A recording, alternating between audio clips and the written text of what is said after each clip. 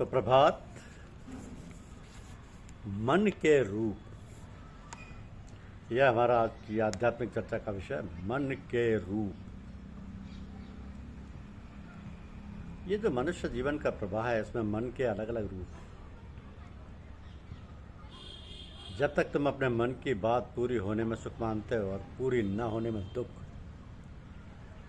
तब तक तुम्हें सचमुच अपने असली सुख दुख का पता नहीं है।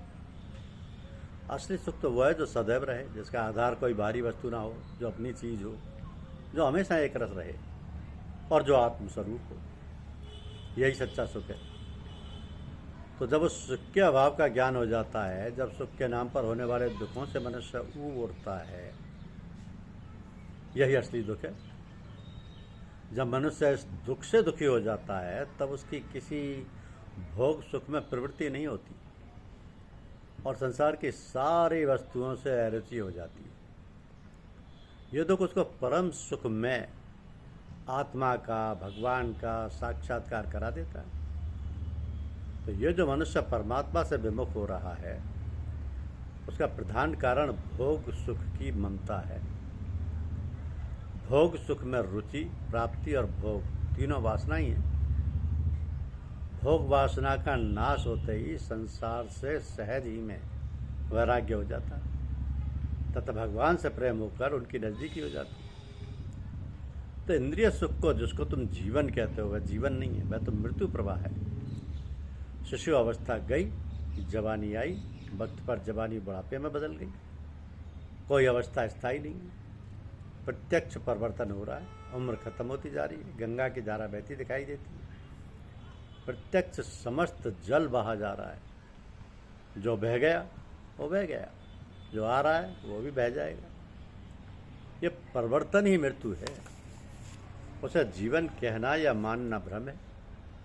जिसमें कभी परिवर्तन नहीं होता, जो बाल्य, युवा, वृद्ध सभी अवस्थाओं में एक सा रहता है, वही असली जीवन है। तो शरीर तो हाड़, मांस, मज्जा तथा मलमूत्र का थैला है, नष्ट होने वाला है। प्रत्यक्ष में नष्ट नष्ट ही हो रहा है। इससे जो मोह पैदा हो गया है, उसने असली जीवन से विमुख बनाकर तुमको भ्रम में डाल दिया है। इस भ्रम का नाश होते ही आत्मा का प्रकाश होने लगता है और अमर जीवन, जो तुम्हारा असली स्वरूप है, प्राप्त होने लगता है। ये मन बड़ा दुष्ट और धोखेबाज है। जैसा प्रेम परमार्थ का इसको करना चाहिए, वैसा नहीं करता और अधीनता का शत्रु है। दीन भाव कभी नहीं लाता है। मान मर्यादा इसकी खुराक है। दीन अधीन बनने से भागता है, भजन में तरंगे उठाता है। बड़ा फरेबी और कपटी है। तीनों लोगों को इसने भरमाया है। ऋषि मुनि सब इससे हार गए, कोई भी इससे नहीं बचा। जिन्होंने मार मन डाला, उन्हीं को सूरमा कहना, बड़ा बेरी ये मन घट में, किसी को जीतना कठिना। पढ़ो तुम इसी के पीछे और सभी जतन तजना, गुरु की प्रीत कर पहले बहुर घट शब्द को सुनना। मान लो बात ये मेरी, करो मत और को जतना, हार जब जाए मन तुमसे चढ़ा दो सूरत को गगना। तीर तुपक से जो लड़े, सो तो सूर न होए, माया तज भक्ति करे, सूर कहावे सोए।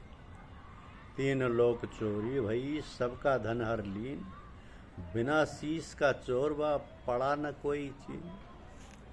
तो सतगुरु की सहायता के बिना किसी की ताकत नहीं जो मन को जीत सके। मनुष्य निर्बल और बेबस है, इसकी सामर्थ्य नहीं है कि कुछ भी कर सके। जो कुछ होता है परमात्मा की दया और मौत से होता है। जिसने सदगुरु की शरण ली है, उसका अवश्य इस मन से छुटकारा हो जाता है। तो सिवाय सदगुरु के और किसी की शक्ति नहीं है कि मन को सुधार सके। प्रेमी जन अपनी सफाई और अच्छाई जो सदगुरु के सत्संग से होती है, तो देखकर अपना भाग्य सराहते हैं कि कोई पिछला भाग्य उदित हुआ, जिसके कारण सदगुरु की शरण आया और मेरी इस दुष्ट मन से रिहाई हो रही है। नहीं तो कुछ पता नहीं लगता कहाँ जा रहा हूँ। जिन्होंने सदगुरु की शरण ले ली है, उनका बेड़ा पार हो जाएगा। जैसे स्त्री की लाज पति को है, वैसे ही प्रेमी की लाज मालिक को है। हर समय उसकी रक्षा और संभाल होती है। मैं सेवक समर्थ का, कबहू न होए अकाज, पतिव्रता नंगी रहे तो है पति को लाज। दास दुखी तो मैं दुखी, आदि अंत त्योकार, पलक एक मैं प्रकट हूँ, छिन्मय करूँ निहार। मनुष्य के घट में ये मन बड़ा बदमाश, दगाबाज और फरेबी बैठा है। इसकी दुरुस्ती के लिए पहले सत्संग की जरूरत है। जैसे मैले कपड़े को धोबी पहले पानी में साफ करता है, फिर पत्थर पर फटकारता है, वैसे ही पहले सत्संग रूपी जल में मन साफ किया जाता है, बाद में इसकी रगड़ाई होती है, इसके अंतर की काई निकलती है। इसलिए तकलीफ के वक्त घबराना नहीं चाहिए, बल्कि गुरु का कृतज्ञ होकर भक्ति में आगे की ओर ही कदम बढ़ाते जाना चाहिए। कबीर मन मैला भया मन में बहुत विकार, ये मन कैसे धोइए साधु करे विचार। गुरु धोबी शिष्य कापड़ा साबुन सृजनहार, सुरत सिला पर धोइए निकले रंगा पार। कबीर मन पर्वत हुआ अब मैं पाया जान, टाँकी लागी प्रेम की निकसी कंचन खान। तो मन के दो अंग हैं, कुमन और सुमन, या कुमति और सुमति, अर्थात संसारी और परमार्थी, या तामसी और सात्विक मन। कुमति में काम क्रोध पैदा आदि होते हैं, सुमति में शील क्षमा दया व दीनता प्राप्त होती है। तो विरोध और कठोरता मन का स्वभाव है, और निडर होना सूरत का स्वभाव है। तो मन और इंद्रियों के दमन हेतु मतों में जो युक्तियां हैं, उनका प्रभाव बाहर के स्थूल अंगों पर पड़ता है, अंतर के अंतर में असर नहीं होता। जैसे एक रोगी है, उसे एक फोड़ा है, उसे फोड़े का इलाज हो रहा है। अगर सिर्फ फोड़े को चीर कर मवाद निकाल दिया जाए और अंदर की कील को निकाल कर दूर ना किया जाए, तो फोड़ा जैसे कहते ऐसा हो जाएगा।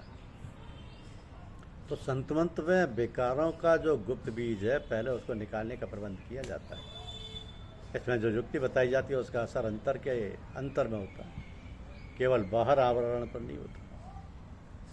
और मतों में मन और इंद्रियों के दमन के लिए साधक अपना बल लगाते हैं, जिससे आपा पुष्ट होता है। तो अहंकार बढ़ता है, संत मत में अपना पौरुष छोड़ना पड़ता है, और अपने को निर्बल और अधीन समझना होता है। अहंकार विकारों की जड़ है, संत मत में ऐसी अहंकार को काट दिया जाता है। समर्थ गुरु उसके सिर पर दया का हाथ रखते हैं और वही उसके कर्म काटते हैं। तब उसको विश्वास होता है कि जो कुछ होता है सब सदगुरु की मौत से होता है, और वही सदगुरु करता धरता है।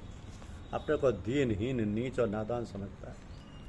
तो जब जो उसकी कार्रवाई होती है, उससे अहंकार पुष्ट नहीं होता। वह अहंकार की कार्रवाई नहीं होती, उसके पिछले कर्म कटते हैं और आगे के लिए कर्मों का सिलसिला बंद हो जाता है। तो जब जीव अपना अहंकार छोड़ देता है, तब कहता है और पुकारता है और प्रार्थना करता है कि मुझ में कोई गुण नहीं, मैं नालायक हूँ। हे सतपुरुष दयाल, आप ही ने शरण में लिया है और आप ही को मेरी लाज है। जैसे तैसे मेरी नाव पार लगाई। मैं नालायक हूँ, इसमें कुछ शक नहीं। दया जो करें आप अचरे नहीं, कसूरों को बख्शो मेरे हे दयाल। गरीबों पर मेरी करो अब ख्याल, दया के भरोसे बने सब कसूर। मैर से बख्श दो आली हुई, मैं तुम्हारा हूँ और तुम हो मेरे सही। पिता पुत्र का नाता पूरा चाहिए, पिता तुम हो और मैं हूँ बालक समान। करो मेहर दीन और निर्बल मोहि जान। तो जब सिवाय ईश्वर की चाह के और सब चाहें दूर हो जाती हैं, तब अभ्यासी हर ओर करता धरता सच्चे मालिक को देखता है और मगन रहता है। तो जब तक अपनापन है, वृथा अहंकारी बनकर दुख सुख का भागी बनता रहता है। कहने का आशय यह है कि सद्गुरु दयाल जीवों पर अति दया करके उसके कर्मों का कुछ भी ख्याल न करते हुए कर्म काटते रहते और अपनी कृपा से निज घर में पहुंचाती। तो सारे कर्म भोग कर नहीं काटे जा सकते, कुछ गुरु कृपा से भी करते। जब गुरु कृपा से अहंकार मिट जाता है, तो सूरत ऊपर को खिंच जाती है, अहंकार का बीज ही नाश हो जाता है। उसमें फिर फल देने की ताकत नहीं रहती है।